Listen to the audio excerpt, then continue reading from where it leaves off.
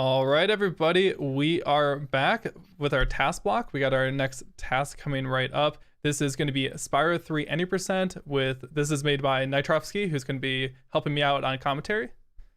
You want to say hey to everybody? Hi everyone, I'm Nitrofski, Nitrof for short. Hope you'll enjoy this. So you've worked on quite a few different Spyro projects. Spyro 3 any percent, 117%. I think a little bit of Spyro 1 as well.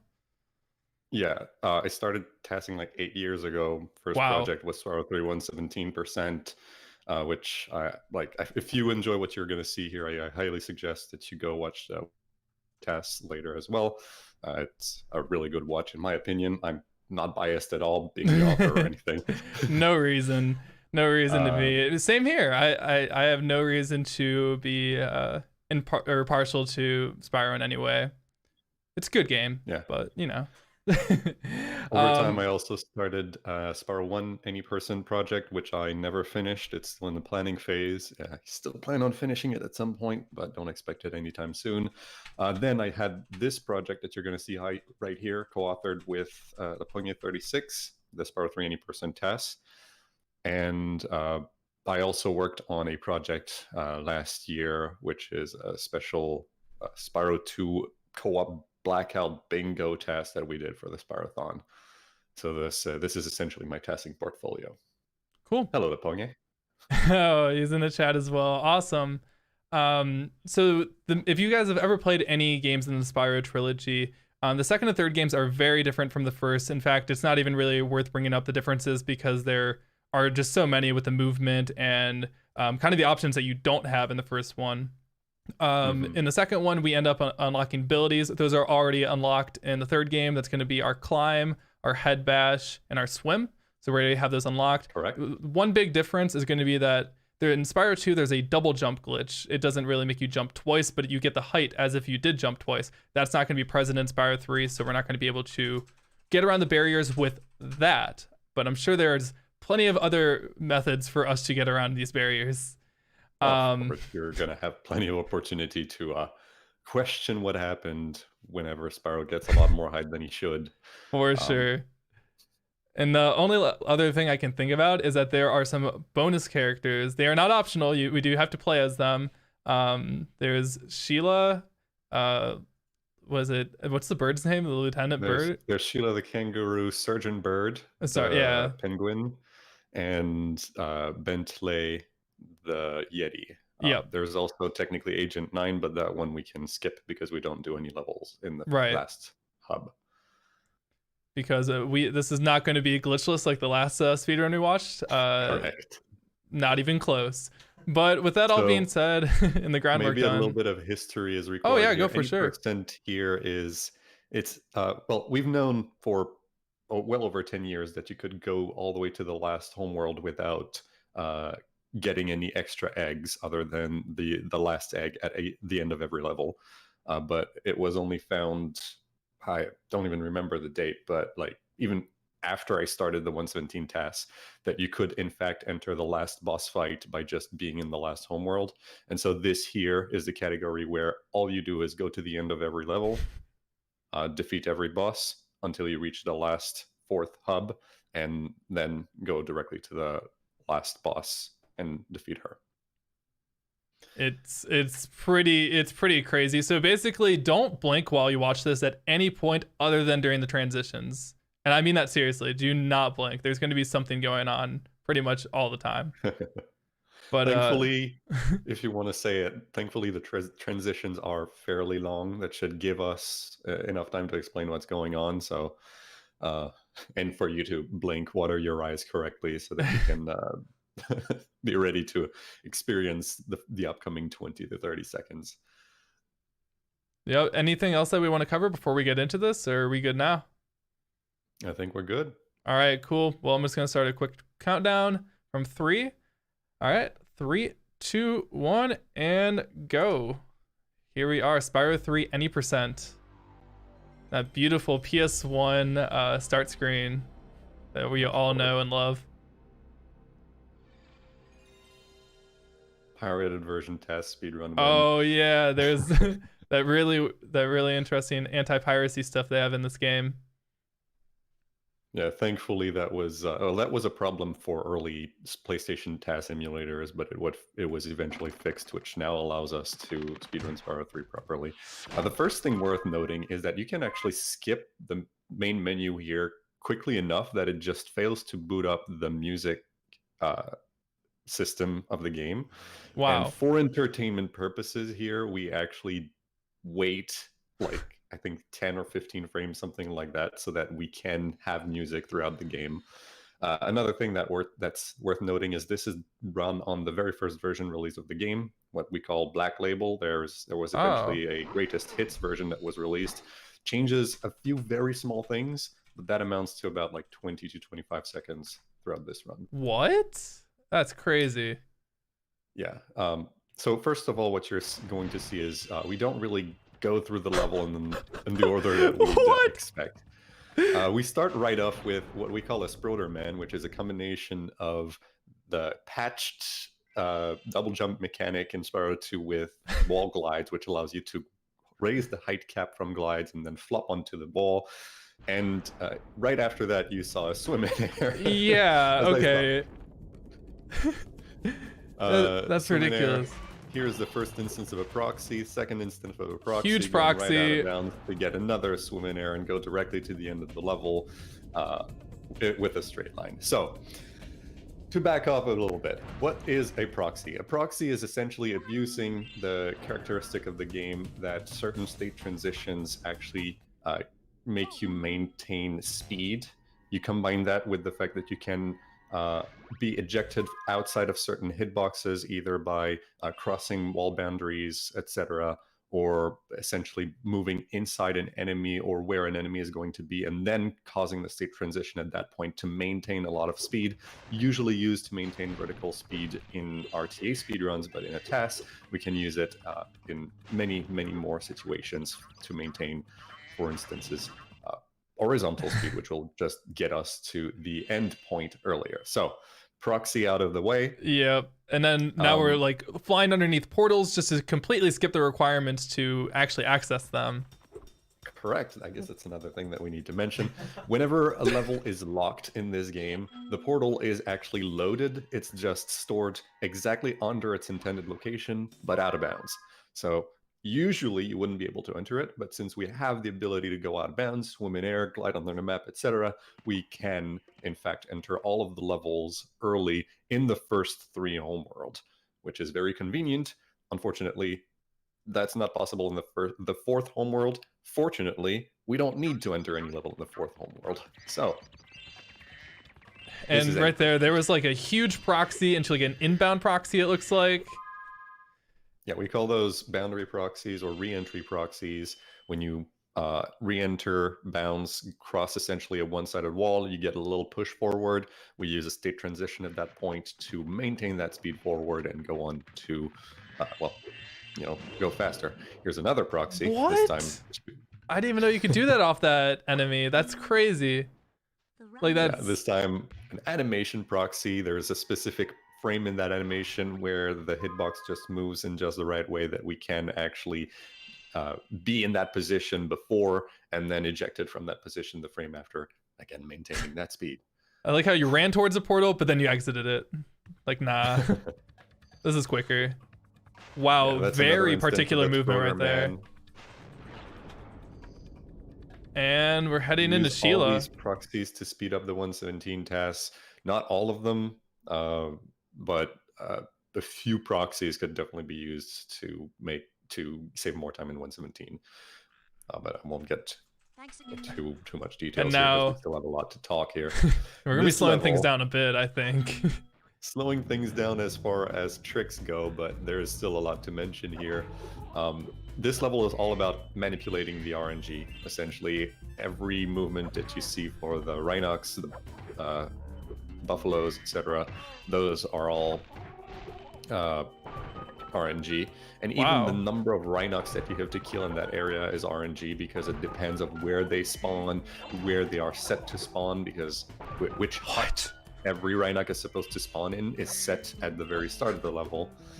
That was so quick. That was like, that was just, it's literally perfect. Like, they're all so close to you. You can get so many double hits out. They don't respawn it's at all. not perfect. We've had to make sacrifices because we've had to test this level several times, retest it, and this is, as far as I know, not the fastest version of that level we've ever done, but it's the fastest we could get with that RNG seed. And so you can't actually skip this. Like you're forced to do it at some point. You're forced to watch the Bianca showing up thing unless you exit the game and come back after getting the Sunnyvilla egg and saving. But we do skip Done. the actual text box portion of it by triggering the text box right before entering the level, which, as you might have heard throughout this level, it kind of overlays the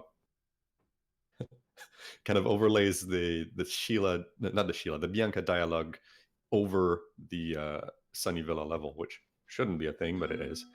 And we are already out of wow.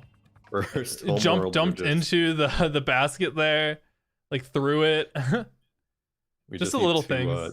Defeat Buzz here, which one thing that you must know about this game is that if something is not on screen, it's not happening. So what you're going to see is 2 of those hits. I'm actually going to turn the camera somewhat away from Buzz. That's to prevent him from raising his firewall and essentially allows me to hit him quicker. I'm also going to take a few damage on the lava here. Wow. So that I can hit him just a few frames earlier every time. So that was one of the instances. And then where you I get the turned sheep? camera. This is another one. Yeah, you get the sheep to get another one of those damage boosts. What is going on? You get essentially 4 hits of time save from this by getting the sheep. What? And he dies, respawns, and what? That was ridiculous. Camera manipulation to reduce lag by a couple frames, triggering the load screen slightly earlier. And we are on to second homeworld. So we're going to start this homeworld with a swim in air into Haunted Towers. Haunted Towers is a level that you can normally unlock without any egg requirement, but it requires you to talk to Hunter or get a fireball, get something to hit a target above the portal, but we don't care about that. It's faster for us to go out of bounds with a swim in air and enter it with what we call bridge swim, which is essentially one of the few actual clips that you can find in this game. Another instance of a clip that you can find in this game that we combine with a proxy is this here. Jackhammer goes straight I thought you were gonna jump wall. over everything. No, you're already at the end of the level, and you proxy on that, and yeah. We unfortunately need for the rockets to blow up the statue in the middle, so we have a little bit of time to waste before getting the egg of that level. And that finishes Enchanted Towers. Next, we are on our way to Bamboo Terrace, in which essentially we also will use proxies to go directly from the start of the level to the end. This time, one proxy specifically to allow us to do the skip, one for height, and then the next couple proxies in that level are just going to be to maintain a little bit of speed. One thing that happened earlier that I couldn't point out because we were talking about other things is what we call a ground trigger jump. If you jump and glide as quickly as possible when entering a trigger box, like right here, you're actually able to move out, and if you glide right over the normal intended stop point, you move to a position that is outside of a next step in that whole dialogue. The trigger for the next step in the whole dialogue sequence. And in this case, that skips something like a 12-second cutscene or something like that. Wow. I honestly didn't even notice it. Like, good thing you pointed that out. Here we got out of bounds. And Directly to Spooky Swamp requires a cheeky head bash right there to get enough height.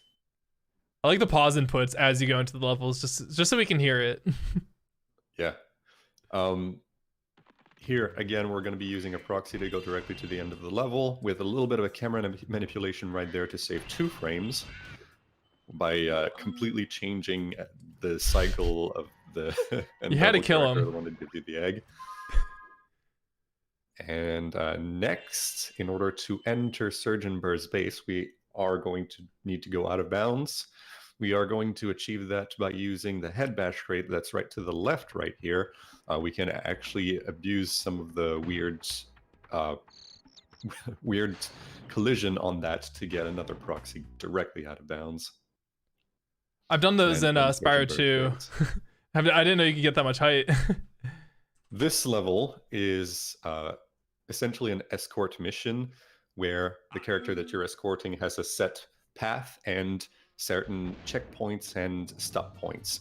So if a checkpoint is not met, the character is going to move to a stop point, go to a complete stop, and then check the checkpoint again. So the way that we can optimize this level as much as possible is by making sure that we hit all of the checkpoints before the point where the character here, she's called Gabrielle, before the point where she is going to check for that checkpoint. Checkpoints are essentially just killing characters, destroying the door, etc. So you saw me, maybe it was probably not noticeable by someone that didn't know what to expect, but I essentially delayed some of the hits so that I could get Gabrielle to start moving later. But that actually saves time because I'm able to clear another checkpoint at a later point early enough that she doesn't have to go to her stop point, make a full stop, and check for the checkpoint again. Jeez. I like how you made sure to kill all the enemies. Well, not every single one, but a bunch of them while you're waiting. Make sure to make the best of the time you got. For sure. This here is the last level of this homeworld. This one is a thing. So we're not just gliding to the end. If one of the cannonballs explodes without touching anything, it explodes around where Sparks is. This wall actually moves inside the mountain when it's destroyed. And when it does, we can use that to conserve that speed with one of the state transitions I mentioned earlier, and then use a charge to redirect that speed directly forward really quickly and go directly to the end of the end of level. That was mental. That was ridiculous. This is the most speed we've been able to achieve in this game, the most horizontal speed.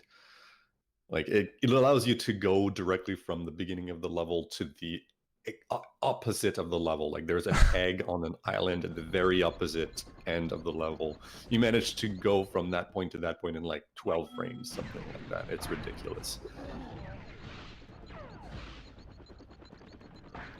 Here in this boss fight, we made sure to take a little bit of damage because we are going to need to death abuse, more specifically trigger a zombie glitch early on in the next homeworld in order to save time. In fact, we are going to trigger that zombie glitch twice.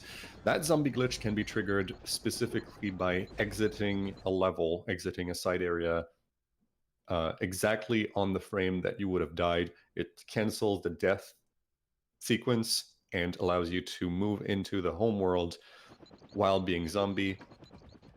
What this has for an effect is that in the homeworld specifically, when you die, when you are considered dead by the game, water surfaces don't work. And thankfully in this homeworld, what happens is that those you spawn underwater. So you spawn swimming, water surfaces don't work, so you can just swim right outside through the water surface and keep the swim state, which essentially is what we call a swim in air, and that is going to be used to enter the last level of this homeworld. In the meantime, what we have here, that little movement there was to trigger that animation that you saw right in front of us, essentially just to be able to proxy off of the belly of that wrestled Rhinoc to go to the end of the level as quickly as possible. Now, right here, normally we would exit the level immediately, but this time we actually want to get the zombie glitch, not for the swim in air I mentioned earlier, but for another time save that the zombie glitch enables, and that is in Lost Fleet, which is going to be coming up right now. Essentially, the acid surfaces also don't work when you are considered dead, which Oh, allows us to go into an asset pool which has a very specific kind of collision shape that allows us to get a really quick proxy into a clip directly to the last section of the level.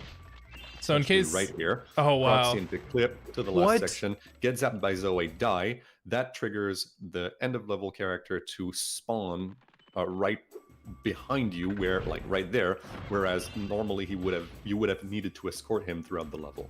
We're taking more damage here because we need to That trigger the zombie movement. glitch again. Zombie glitch does not carry through death, obviously. So And there taking is damage on zombie the glitch crab. again. And this time we're going to use that to get there into, I think, Bentley's outpost. Yes. So now when we swim out here, we're still swimming. Cause Still swimming. I don't know, we can just like conserve states because the game thinks Spyro's dead, but he is not.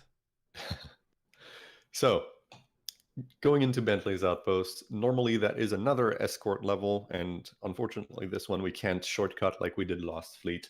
But what we can do is, go fast. Normally Bentley is a very slow character, but thanks to the zombie glitch, we actually have the ability to control when the game is going to teleport Bartholomew, the character that we're escorting right here, to the specified sequence spots. Like right now, we teleported Bartholomew under Bentley so that we could jump on that frame, abuse that speed, go directly to the end with more speed, allowing us to go to this point faster.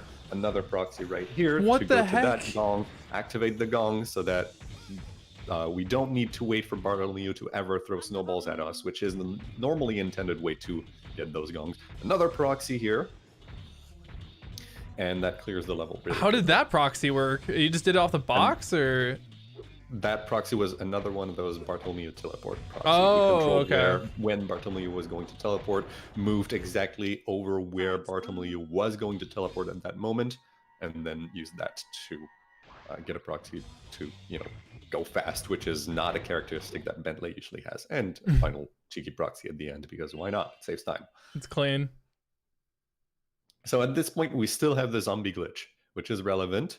You'll see that the characteristic of swimming being kept through water surfaces also has the double-sided edge that if you spawn not swimming, you will also stay not swimming underwater. But thankfully, that does not prevent us from entering frozen altars with a spin jump.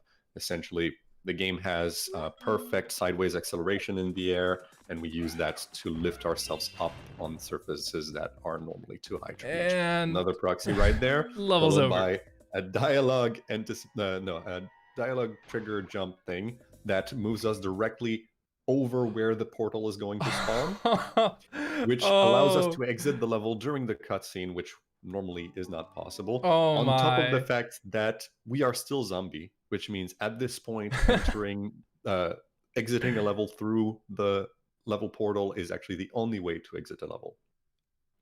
So that was Oh, just that was so optimal. Like that was beautiful. Honestly, like that's just so smart to do. Wow. And now, final actual level of this TAS. After this it's only going to be boss fights. Charm Bridge. We are actually just going to use proxies again to go directly from the start to the end. One proxy right here to go up Come here, quickly, guy. and then another one. Let me use your body real uses quick. a very special kind of state transition. Essentially, transition from Oh. any aerial transition to grounded, which allowed us to actually use the level boundaries, levels, scenery, shape, geometry as a ramp to go directly to the end much faster than you could have with normal kinds of proxies. Then you hit a charge glide just to get yourself to the end. Mm-hmm. And now, thankfully, this last level actually strips you of zombie at the end, so we are not zombie anymore. That will be relevant. Will that be relevant? I don't think it makes much of a difference, other than the fact that we can now have sparks again, which we don't need for this fight, but we will need for the final boss fight.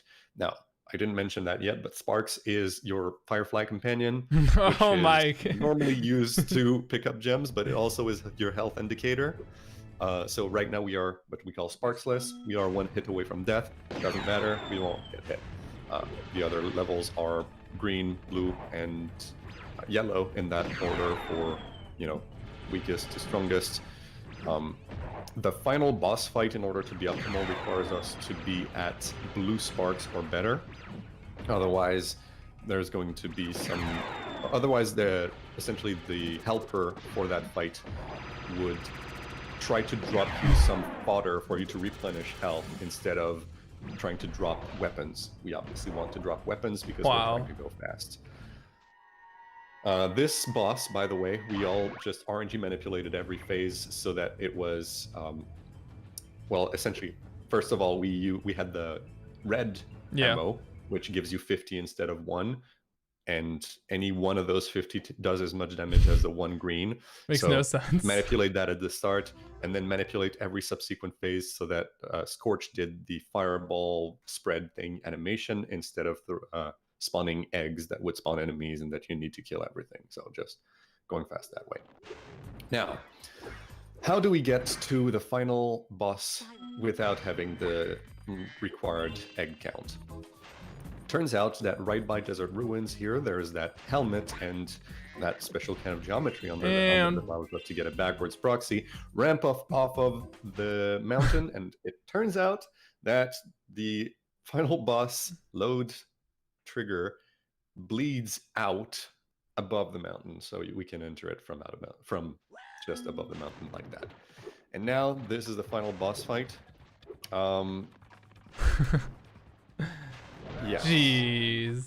Normally, you would need to step into cannons and use the cannons to damage the sorceress, but that takes a while because you need to wait for Agent 9 to go around the arena, like Nitrofski, you can't do this. 3/4 of a turn or something like that.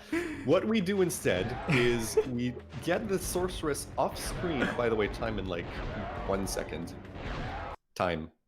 Okay, I paused instead of, but yeah, whatever. So what we did is we got the sorceress off screen, which does not unload the sorceress herself, but it does unload her wand. And when the sorceress does her fireball attack, it goes out of the wand in the angle of that wand, where the wand is at that moment, no matter where the wand is. So wand or staff, whatever you want to call it. But yeah, we got the wand in a position where it would be angled right behind the sorceress towards the ground, because the fireballs don't hit the sorceress herself, they go right through the sorceress. But if the fireball hits the ground near the sorceress, the blast radius is going to affect the sorceress. So angle the wand in just the right way by unloading it at the right time, and then go into a position where the sorceress would shoot the fireballs in the right direction towards the ground so that it would hit her, skip the full first phase doing that, which, you know, normally would take a long time to wait for Agent 9 and then get on the cannon and then wait for Agent 9 for the next phase, which is tanks. But another thing that we didn't really get a chance to see is the fact that there is normally a third phase to that fight, which is UFOs, which we also skipped by essentially spawning a tank only at only after we reach the third phase, which doesn't despawn the tanks. It's really hard to explain in just the short amount of time. I honestly think that does make sense. Like you just kept the tank. You did so much damage. You're already in the third phase. You still had the tank, and then you just finish it from there. You don't even need it. You just don't need it. That was unbelievable. So many moments in there are just the small time saves where you're just using even more proxies that are just, I mean, they are necessary, but also completely just ridiculous to save all of the extra frames. Even just the camera manipulations to save 2 frames here, a couple frames there, are really, really interesting to see. Wow. Well, thank you so much. I've said in 20 minutes in my life. Yeah, you had to speedrun it. You had to speedrun this conversation as well. Like, there were still things that we really couldn't get into to say because just wasn't as important as other things that we were talking about. But I hope I hope for the most part we covered as much as we possibly can. You guys should go follow Nitrofski over on his YouTube and his Twitch. We'll have it once the VOD is out. It will be in the description. And you can check out his other TAS work. We'll also be linking the 117% TAS of this game, because I'm sure after watching that, you might want to check that one out as well. I'll be linking the commentated version of that as well, which is one of my favorite commentated speedruns or tool-assisted speedruns that I've seen. So would definitely recommend it. Thank you so much for coming on, Nitrof. It was really great having you here. And we're gonna get right into Sonic Heroes coming up next. With again, shout out to Lapone36. He was co-author for this, and this test would never have been this good without both of us working together on it. A lot of TASs have multiple authors, and all deserve the equal amount of credit that goes into it. So great job. And yeah, we're gonna move over to Sonic Heroes with Malio. So we will be back soon. Thank you guys for tuning in. Be right back.